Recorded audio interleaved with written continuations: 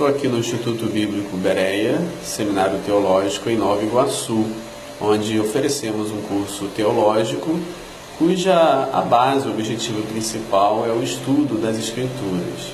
E gostaria de tomar esses minutos para a gente fazer uma pequena análise no Evangelho de João, capítulo 21, versículo 15. Eu vou ler a versão que tenho aqui nas minhas mãos, que é a revista atualizada, e em seguida farei comentários pertinentes a esta tradução. Diz assim, João capítulo 21, versículo 15. Depois de terem comido, perguntou Jesus a Simão Pedro: Simão, filho de João, ou seguidor de João, amas-me mais do que estes outros? Ele respondeu: Sim, Senhor, tu sabes que te amo. Ele lhe disse: apacenta os meus cordeiros. É muito comum que, ao se ler, explicar ou entender esse versículo, não apenas o versículo, mas o trecho que vai até o verso 17, ignore o uso de duas palavras gregas para amar, agapao e filéu. É claro que os leitores ou comentadores, a partir de traduções, farão isso porque os tradutores ignoram ou desprezam, acham que não seja importante essa variação. No entanto, se a gente fazer uma leitura do Evangelho de João todo, claro, uma leitura no texto grego, perceberá que este uso, essa metodologia de usar palavras parecidas ou sinônimas para expressar conceitos distintos, apresenta-se muitas vezes no Evangelho de João. Eu poderia citar aqui alguns exemplos, como oikos, prédio, casa, no sentido de construção, e oikia, no sentido de família, lar, abstrato como comunidade. Também nós vamos ter ictios e opsário, palavras para peixe, mas usadas em sentidos com conceitos distintos. Também nós poderíamos perceber teoreo e horal, duas palavras para ver, mas que são utilizadas para expressar conceitos distintos. Por exemplo, no capítulo 16, verso 16, onde a primeira, teoreo, fala do ver enquanto Jesus está aqui, vivo na terra. E a segunda, horal, fala do ver depois da ressurreição, a experiência da fé. Ou seja, no Evangelho de João trabalha-se muito isso. Como se às vezes ignora isso no Evangelho todo, é muito comum ignorar na parte de um versículo, de um trecho como esse, dos versos 15 a 17 do capítulo 21. Mas eu gostaria de pensar com você e refletir qual seria o objetivo, então, do uso variado dessas duas palavras, desses dois verbos para amar. Embora, na perspectiva de Jesus, o evangelista nos diz que para Jesus ter amizade significa também dar a vida, como ele vai expressar em João capítulo 15, verso 13, que não tem amor maior do que este, ali está usando o substantivo agape, do que dar a vida pelos seus amigos, né? Aí está usando o verbo filéu no particípio, philon. Então você percebe que ali, para Jesus, amar o amigo é dar a vida por ele. No entanto, no diálogo com Pedro, no capítulo 21, versos 15 a 17, parece que Pedro não vê desta maneira. Por quê? Pela experiência que ele já teve da traição, da negação. E aí Jesus pergunta a ele se ele o ama com o verbo agapao, e Pedro responde com o verbo filéu. O que significaria isso? Significaria, na perspectiva de Pedro, que ele ama sim, mas o nível de amor que ele tem não é equiparado com o nível de Jesus. Ou seja, Jesus ama o agapao na visão de Pedro, o dar a vida pelos seus amigos. Mas Pedro não ama nesse nível. Ele ama, mas não ama nesse nível. Por isso ele negou, ele disse não quando foi confrontado e quando a sua vida estava em risco. Ele mostrou que não amava o Senhor Jesus da mesma forma, da mesma intensidade que Jesus amava ele e aos seus amigos.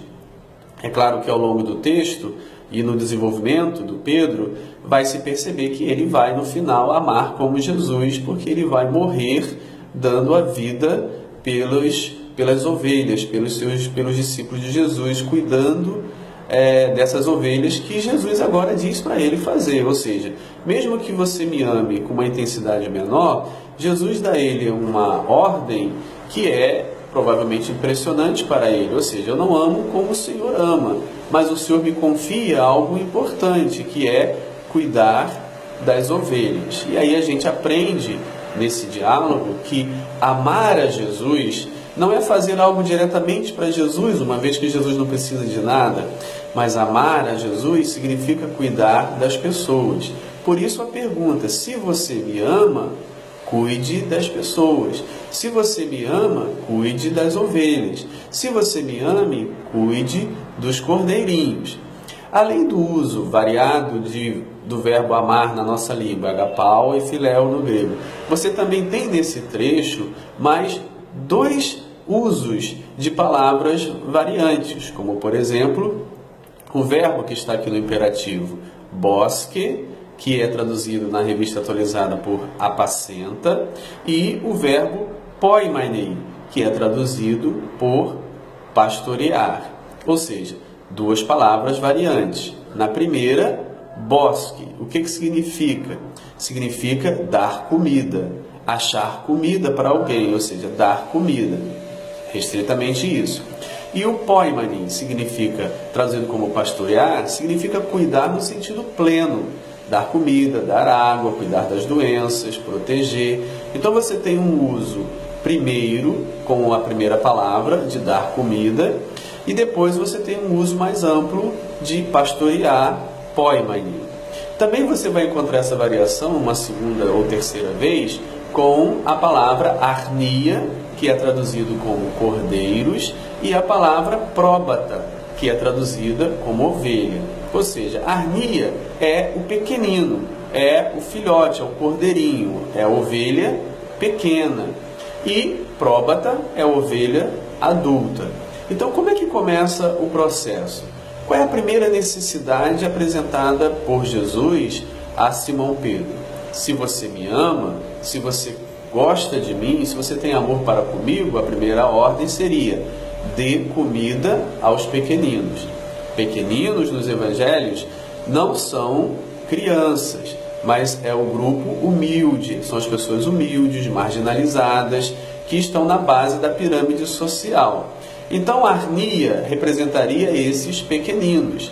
E o bosque, que é dar comida, significaria então que Jesus estaria dizendo para Pedro e para todos nós que dizemos que amamos a Jesus, talvez certamente não com a mesma intensidade que ele, não ousaríamos também responder a Jesus: eu amo o Senhor com agapao, que é assim como o Senhor amou a gente. Mas eu amo numa intensidade menor, mas quero amar e continuo tentando amar em sua direção, no nível do Senhor. Então, qual é a ordem que eu recebo se eu amo a Jesus? A ordem que eu recebo é, primeira ordem, dê comida aos pequeninos.